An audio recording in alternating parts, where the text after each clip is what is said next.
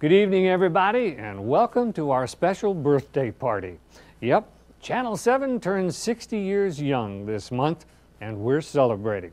I'm Eric Smith. I'm going to be your tour guide tonight through those 60 wonderful years. 1948, let's see. The Dow Jones was at 177.92. Can you believe it? A Schwinn bicycle cost $42.50. We've been through 11 presidents. I've lost count of the wars and recessions, but you get the point. So tonight, it's my job to take you through 60 years of Motor City memories. So why don't we jump into the WXY time machine and get our journey started. It was a time of renewing hope in Detroit. The war to end all wars had ended. The baby boom was booming, and, well, something called television was a gleam in the American Broadcasting Company's eyes. Movies and radio were on top of the entertainment world, and right here in Detroit, WXYZ Radio had the nation's ear every week with programs like The Lone Ranger and The Green Hornet. Silver, The Lone Ranger. All of that, however, was about to change on a little black and white screen inside that very strange-looking brown box. I think they looked at this thing as something that could be a huge force, but it was kind of a plaything. I mean, people looked at these TV cameras, saw David Brinkley quoted once saying, you know, we looked at these cameras like there's some kind of a strange animal that wandered out of the zoo. ABC jumped into the new world bravely. Technicians and talent were lured away from radio. A new home in the Maccabees building was secured, and on that special day in 1948, another boomer was born with a four-letter name. This is television station WXYZ, the American Broadcasting Company, serving Detroit, Michigan. As authorized by the Federal Communications Commission, WXYZ operates on Channel 7 at an assigned frequency of 175.24 megacycles with an effective radiated power of 316,000 watts. Studios and transmitter are located in the Maccabees building at Putnam and Woodward Avenue. On this first day of broadcasting, we take you to the rooftop of the Maccabees with Dick Osgood, Paul Whiteman, and Francis Langford. It was an ambitious schedule for a debut performance. The camera looked down Woodward Avenue, and one of the city's most popular radio broadcasters, Dick Osgood, welcomed Detroiters to their newest voice and image. Michigan State played the Fighting Irish of Notre Dame that day. Opening ceremonies for the Art Institute were broadcast. There were songs, there was entertainment, and WXYZ-TV Channel 7 in Detroit was born. Of course, it was all new in those days, and Channel 7 jumped in feet first with an ace in the hole.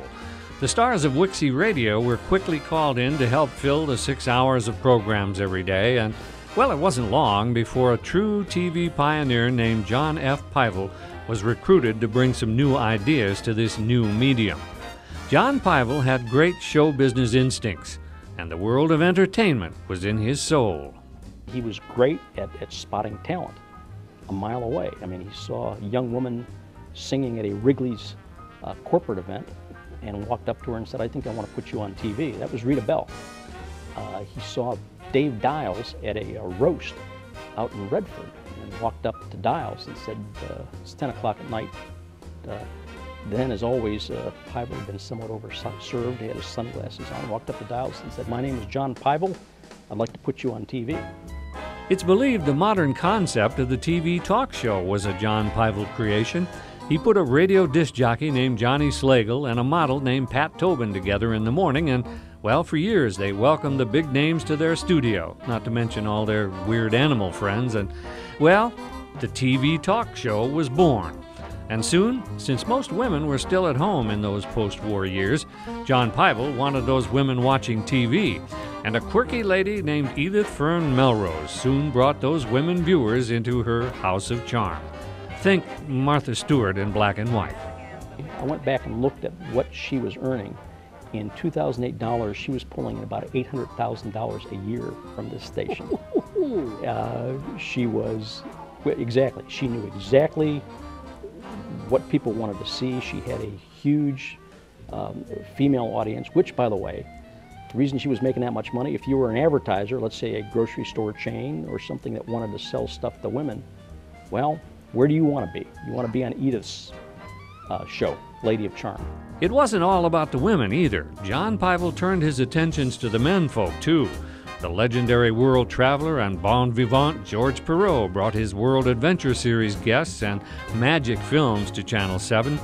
And the old announcer, Van Patrick and Goebel Beer, brought the Detroit Lions to the little screen in those bygone days when the Lions weren't the NFL's doormat.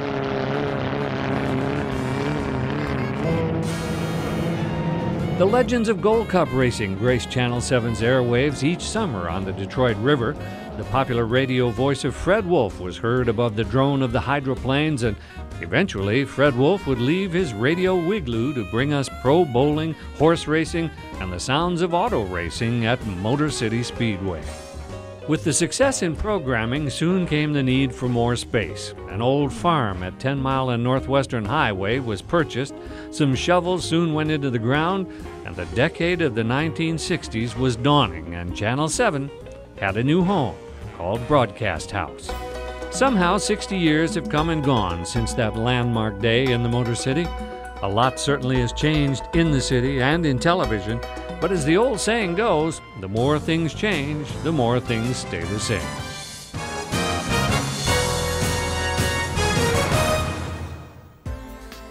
Coming up, he was my boyhood hero. Lunch with Soupy, next.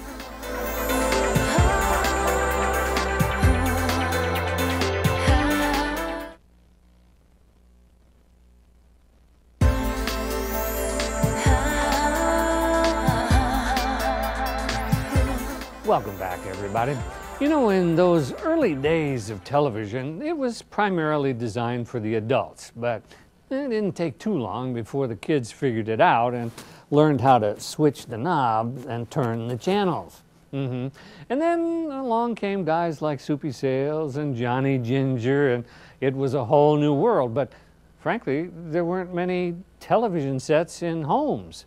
You know, everybody thought it was a fad, kind of like the personal computer. Most folks gradually got tired of watching TV through an appliance store window, and when they brought one home, it was soon the kids' toy too. John F. Pyvel knew what those kids wanted, and he quickly gave them a wonderful character named Wixie. Wixie filled the role all right. Mr. P hired a foul-mouthed nightclub comic named Marv Welch to play the Wixie character.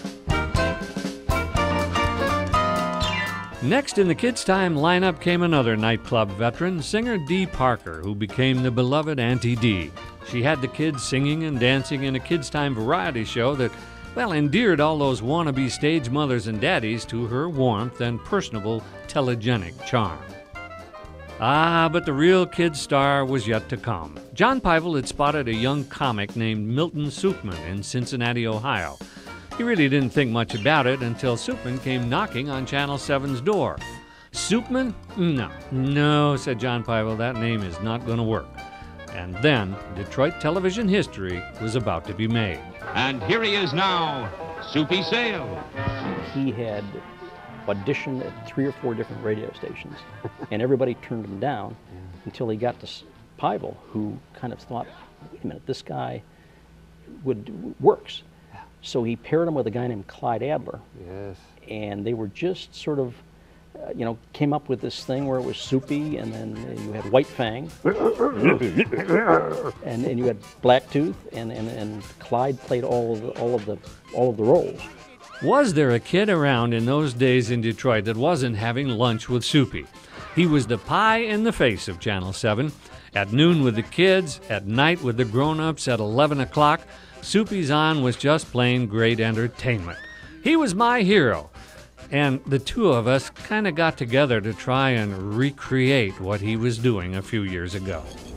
Waiter. Yes, sir. Waiter, there is a quarter in my soup. Yeah, well, you said if there wasn't some change in the food, you'd stop eating here. Well, so much for my comedy career.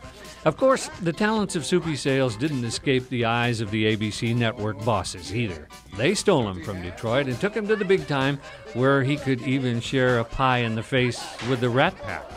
Now, wait a minute. I was trying to take good care of you. You wait just a moment. Hey, you can't do that to my leader. Here's your leader. Soupy's departure really opened the door for another Channel 7 kid star, Johnny Ginger. In between the Three Stooges or an old cartoon, Ginger combined pantomime with crazy sound effects, all to get us up and going in the morning. When I walked into Pyle's office, I was working under the name of Jerry Gale, and that was a stage name from my mom and dad and my brother. We were known as the Four Gales. So I walked in, he said, "Come in, Johnny Ginger." And I looked around, I said, "Who?" He said, "Johnny." I said, "Jerry Gale." He said, "Not anymore." I said, "What's wrong with that?" So he told me the way he had, and I still have it. It's a bottle like this, a green bottle, and the bottom of it is embossed Johnny Bull Ginger Beer. And the Johnny and the Ginger was on top of each other. And he said, I looked at that and I thought, that's the name. After a 10-year stint with 2 shows a day, not to mention the non-stop demands of his nightclub work, burnout was lurking in the shadows for Ginger, and mornings were moving on. Once again, John Pyle's creative energies were flowing, and he spotted a natural named Rita Bell, who was working for the United Way, and brought her to television to host a morning movie show. Its return to the network was greeted by popular response more eager than ever before. She will always be one of our icons at Channel 7, gracious, witty, and just generally charming. Rita Bell also hosted Stairway to the Stars, featuring local youngsters displaying their talents. She certainly interviewed her fair share of celebrities, too. But as time continued to change the face of television in Detroit, one day, Prize Movie was gone. But she was there for our 50th anniversary, when her beautiful radiance once again graced our screen. Coming up next, the day the news came to Channel 7.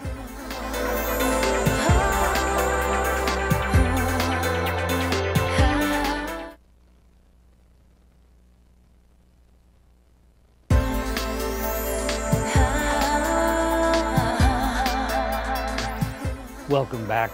I guess we've got to be honest about it. There wasn't much news coming your way back in the early days here at Channel 7. We were all about entertainment. The news took a back seat to Prize Movie and The Lady of Charm and the afternoon soaps, even the 4 o'clock movie. Remember that? Oprah hadn't been born yet. Well, you told us you wanted news, and ultimately we gave it to you. The news didn't get off to exactly the fastest start in town. The fledgling news department consisted of about 5 or 6 of us on a real good day. A warm and gentle man named Lee McNew was our first real news star. He was an announcer on the Lady of Charm show, and he looked like an anchorman, so he was teamed up with Dave Dials, an Ohio sports writer for the Associated Press, and a pretty blonde weather gal named Pat Morris.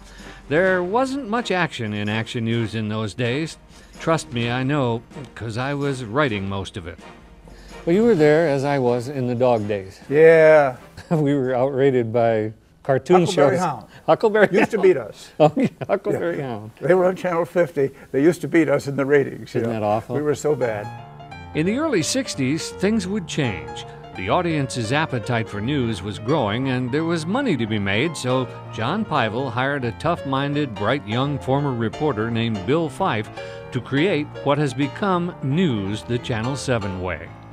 Fife used to say, remember, people believe almost every word that you say.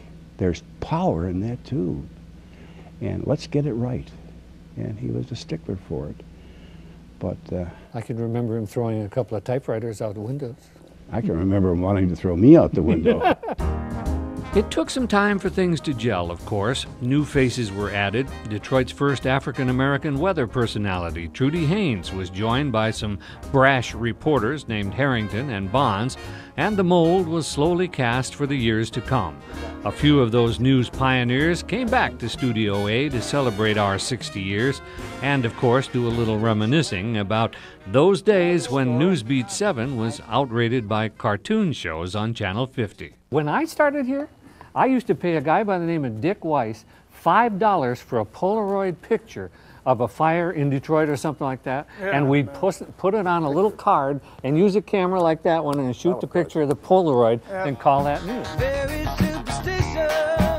History tells us that tragedy often unites, and in its own terrible way, July 23, 1967 brought maturity, discipline, responsibility, and most of all, trust to those of us who claim the Circle 7 as our standard of excellence. We said it couldn't happen here. Things were too good, but it did, and the nation was shocked. The then worst urban disorder in American history had torn at the very soul of our city, and in that terrible time the late Walter Reuther called the days of madness, Channel 7 News turned the city's eyes to its own personal pain. What Channel 7 did is, its particular genius, particularly with Harrington, is instead of talking to the folks at City Hall and going to the official sources, Channel 7 went out and actually talked to people who were doing the rioting. And you got a real sense from watching Channel 7 that something very, very unusual had happened out there.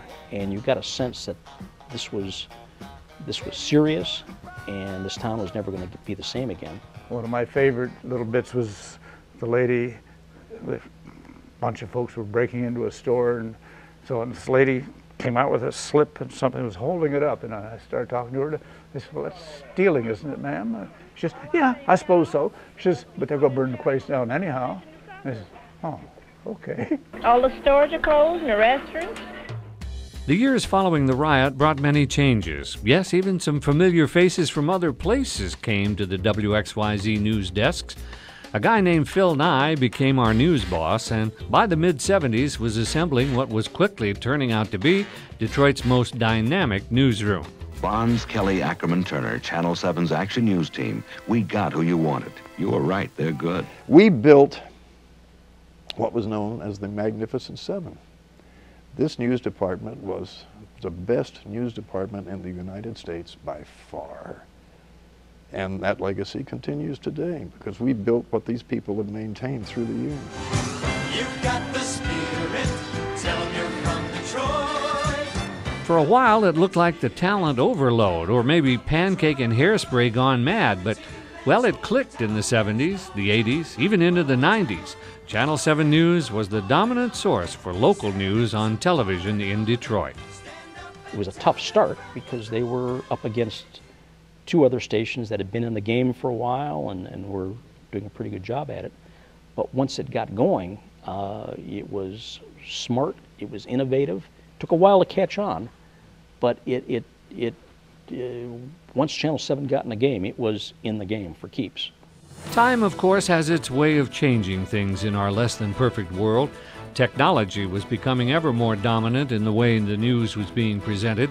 Satellites made interviews and live shots immediate. Film replaced by videotape. Videotape replaced by computer digits. Personal events changed the faces and places on the news desk. Marilyn left her weather boards and John left the anchor desk to start up something called Kelly and Company at 9 o'clock in the morning. And for almost 2 decades, they were the first couple of Detroit television. There was a guy who was the station's production manager at Channel 7 named Bob Woodruff. And Bob was a brilliant program guy, creative guy. And he knew, long before we did, that the best and most successful combination he could have was Marilyn and John doing the morning show. Because we were married. Yeah. And we had, it was the first husband and wife show in the country, and he thought about it. And everybody thought, oh, that's not a good match. My God, they're married. They're going to live together, work together, be on the same show together. But you know, it worked. Sure, we've come a long way from Polaroid pictures of a fire to instant broadcasts from distant locales. But in many ways, what we see today is just a reflection of the commitment to excellence that the innovators brought to Channel 7 television 60 years ago. There are still people, a lot of people, who this is their daily source of information. So I wouldn't, in a second, write off local news. It's too valuable to the community. It's the community's connection to itself. The bumper said, honk if you love Billy. It's next.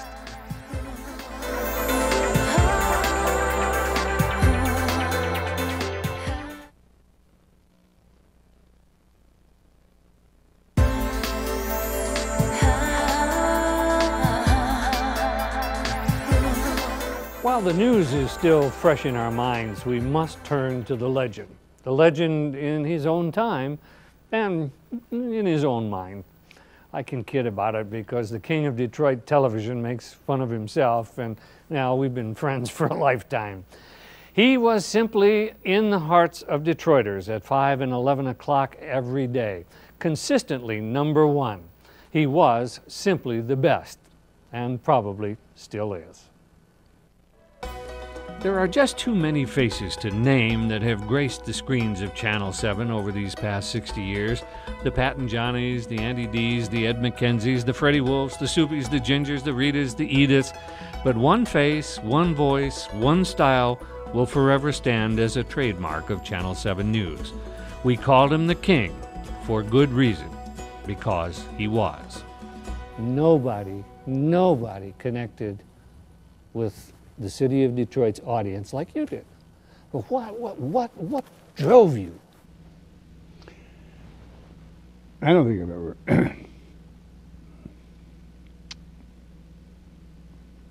got your attention, didn't I? shared this with anyone, but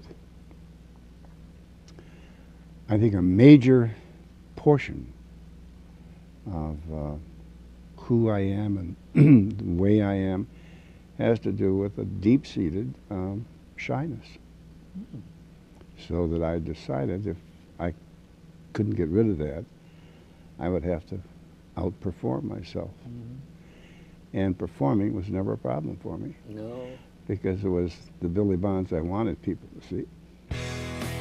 He came to television from a rock and roll radio station where his style and frankly his ego had already made some friends and some enemies in the news business.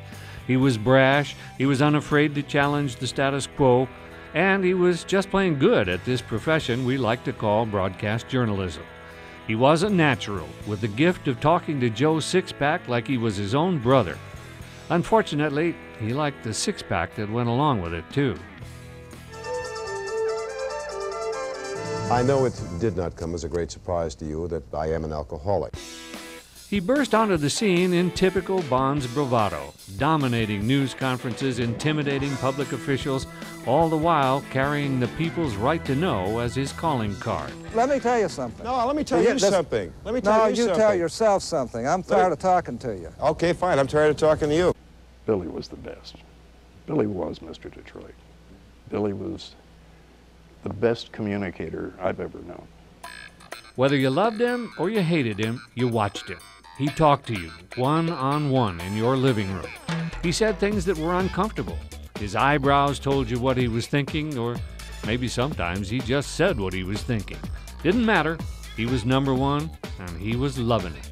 When people go out of their way to get up and go like this to watch you, that's a great compliment.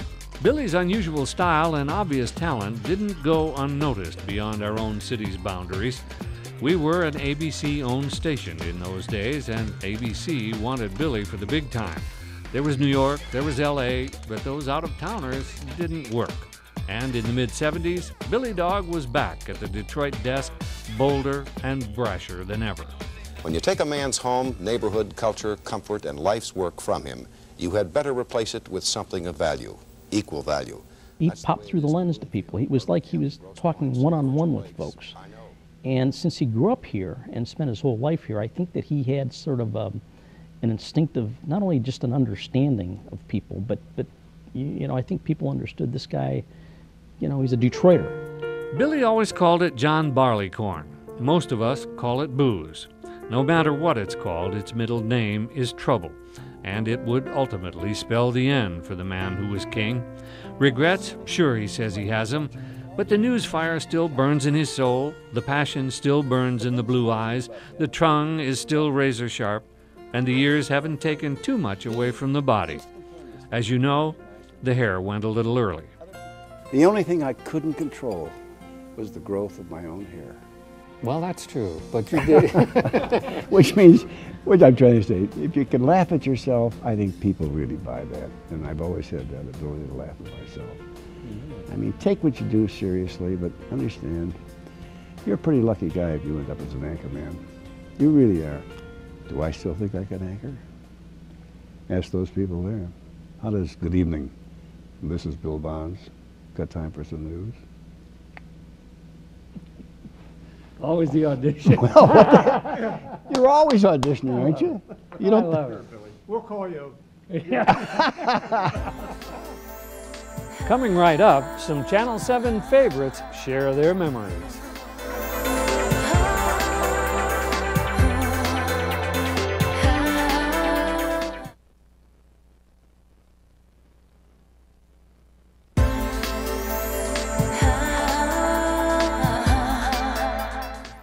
Welcome back. Boy, have we had some great moments around here, huh? Well, the Pistons winning the NBA championship, Tigers in the World Series, the Lions, well, we'll skip over that. Remember that picture of Stevie Y holding the Stanley Cup over his head? That's one I'll never forget. And for those of us who live at this place called Broadcast House and the place we call home, there are a lot of special memories. Obviously, what stands out the most is, number one, the Pistons winning their first ever championship in Los Angeles, being in that locker room, all that champagne. It had never been done before. Bringing that back to the people here in Detroit and having Isaiah sit beside me and the trophy come right to him and he goes, "Let me hold the baby. Let me kiss the baby." You know, he promised a championship and he delivered, and he was just in an infectious smile of his. After 42 years, the Red Wings finally winning the cup again and being in that champagne-drenched locker room as well. For a guy like Steve Yzerman to be hoisting the cup and circling the ice, and you know, just one of the classiest athletes we've ever had in Detroit. It was Mother's Day 2003 when we did our 11 o'clock newscast together. And that was something that I mean, I can't even explain what that felt like. You're sitting there on the anchor desk with your daughter, with your baby, and she's your colleague. The big stories are the people's stories. I never enjoyed doing a story quite as much as the most recent, though remembered story, where I interviewed his wife, Kathy Schembechler. And what people didn't know is the great relationship and the love story that was there, and the different side of Bo that people never knew about. Some of the most memorable times I've had were the road trips that I took with our crews. Dave Manning, my producer, and photographers Johnny Sarton and Ramon Rosario. We went first time out to Texas to go tornado chasing. And Dave put me with a bunch of tornado chasers and put me in the front of an El Camino that was all beat up, and we went roaring into storms. And Dave's big thing was he wanted to punch the core of a storm and get in the real bad hail part of it. And so we had a couple of hairy experiences there. And then during the El Nino in the late 90s, we went out to California. They were having some mudslides out there. And so it was north of San Francisco, and we went out and we started covering the mudslides, and we had to get up to where these houses were being washed away by the mudslides. And the police were out there, and they said, well, you can't go up there. And so we got to get video. This is why we're here. We said, well, okay, do you have any identification? He said, well, what do you mean? Do you have your driver's license or anything? We said, well, yeah, why? He said, leave them with us, because if anything happens to you up there, we want to know who your next of kin is and who to contact and who you are. When I started here in 1977, my first day on the air, that very next day, I received a card. There were quite a few women on the air here in the Detroit market, really wonderful market. And nice, diverse group of women, very friendly people. But I received a card, one card at that time. Welcome to the fold, Diana Lewis. If there's ever anything I can do, anything you need, do not hesitate to call me. That was Robbie Timmons. That was Robbie Timmons, who worked at Channel 2. I remember one night sitting in this studio, I think at the time, and John Sally had been in some kind of legal thing, and it was over his tinting of his glass after the Pistons had won one of their championships. And the police had pulled him over and given him a ticket and all this, and it was our lead story. And John Sally, who didn't live far from the station in Palmer Park, saw our report, saw inaccuracies in our report, got in his car, drove to the station, got past all the securities and right into the studio. And at 11:15, 11:20, when Billy and I are about to, get into the sports transition, John Sally walks into our studio and we look up and Billy goes, "My gosh, John Sally's here." That was the same night, by the way, that Billy challenged the mayor to a fight.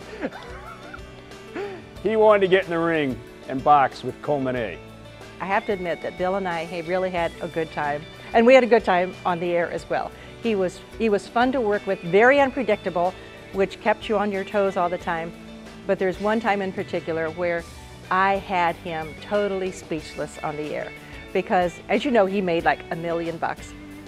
And he's the king of TV, so he had the 7-minute upfront interviews, and he did most of the stories, and you know, I did my share, and what I did well, I thought. So, but anyway, this one day during the news, I said, he talked about some money or something, and I said, Bill, I said, you realize that I make more money than you do? And he just looked at me like, what? And so I said, well, when you think about it, per word, I actually make more than you do. And so he thought for a minute, he went, you know what, you probably do. So. I know that my goodbyes will be from here. I can't even imagine working anyplace else.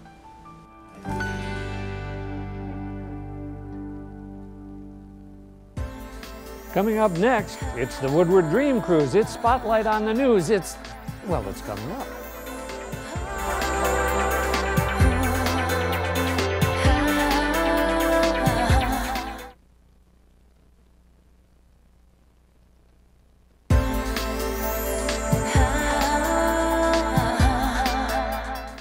Welcome back. If you have been around the Detroit area for any time at all, then you probably know what WXYZ-TV Channel 7 has been about. What it's been about for 60 years, like special programs, special events like the big Red Wing Parade. It is our mission to serve the community, and that's what we do every day, looking at the issues. Well, you get the idea. We've brought you the stars. And the sports.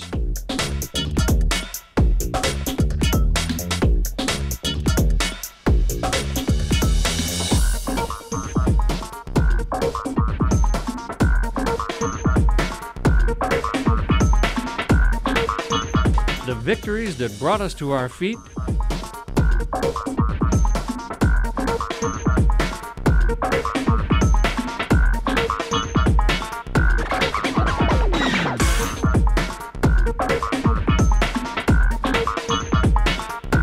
And specials that celebrate our history.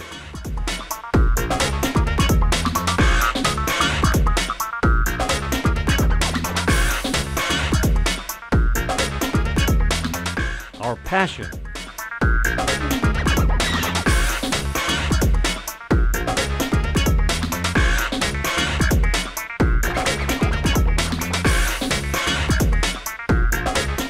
And our pride.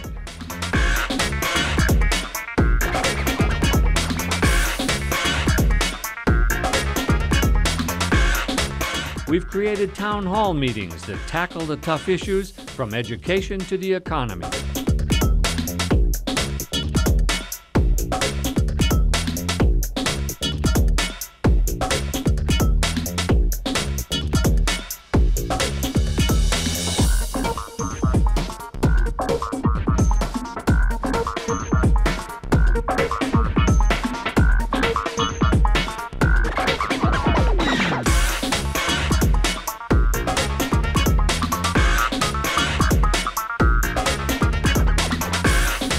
We've honored some of the country's most inspirational African American leaders.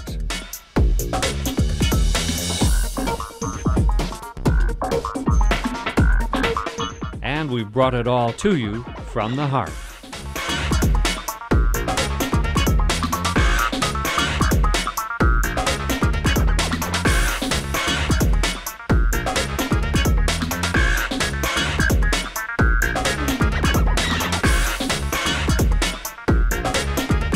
Every day in news and in special programs, we continue our commitment to the community we serve.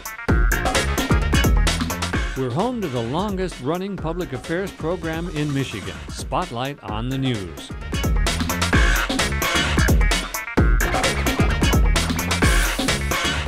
And for 3 decades, we've brought you some of Detroit's most successful community service projects, from the brightest and best to the annual immunization fair, which has provided vaccinations for more than 75,000 children in Metro Detroit. We journey into the future next.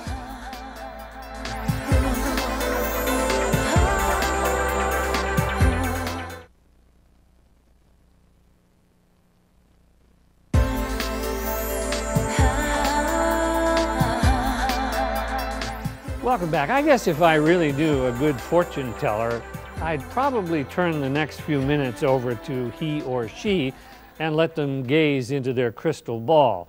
Predicting the future? Well, tea leaves and tarot cards aren't going to tell us much about the future of television.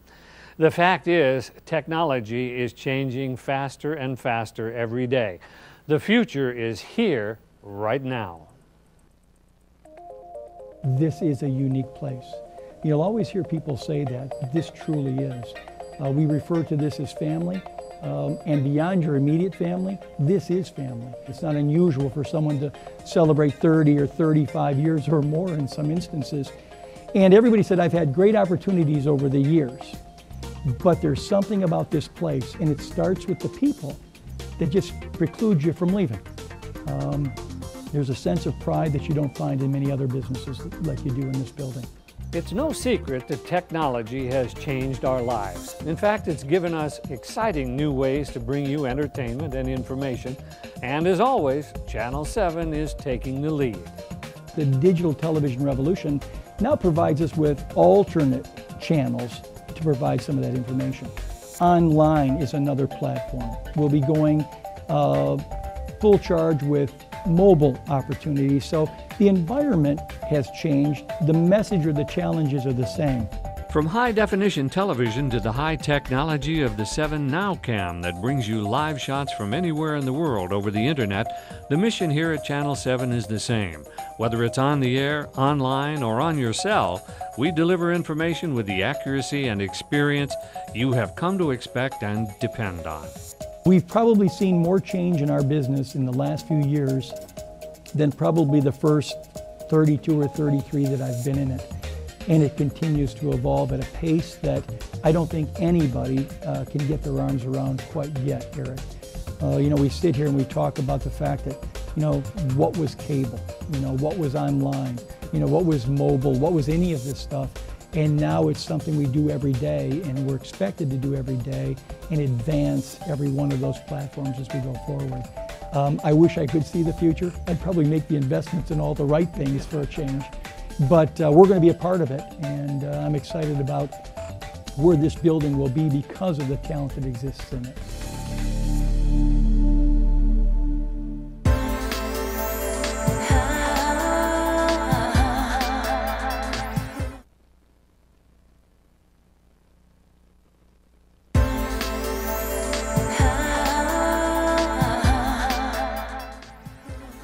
Well, I guess we have to put the brakes on the Wixie time machine at some point.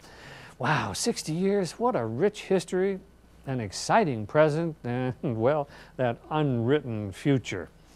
I guess you could call it a marriage or maybe just a love affair between the Motor City and this television station.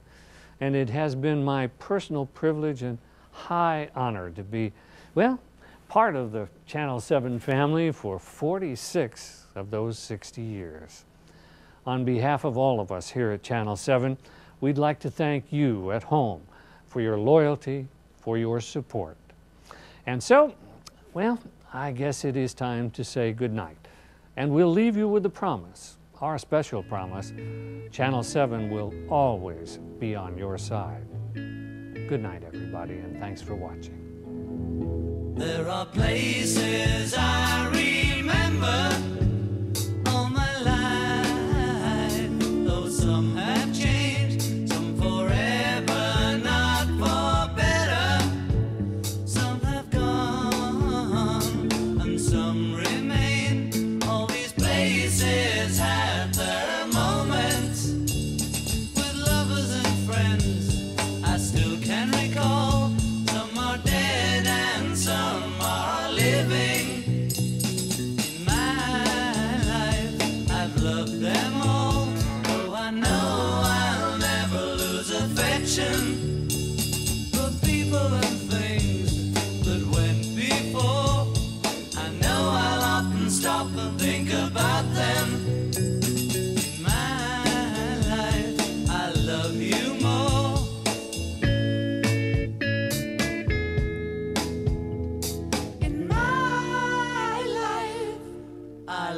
love you.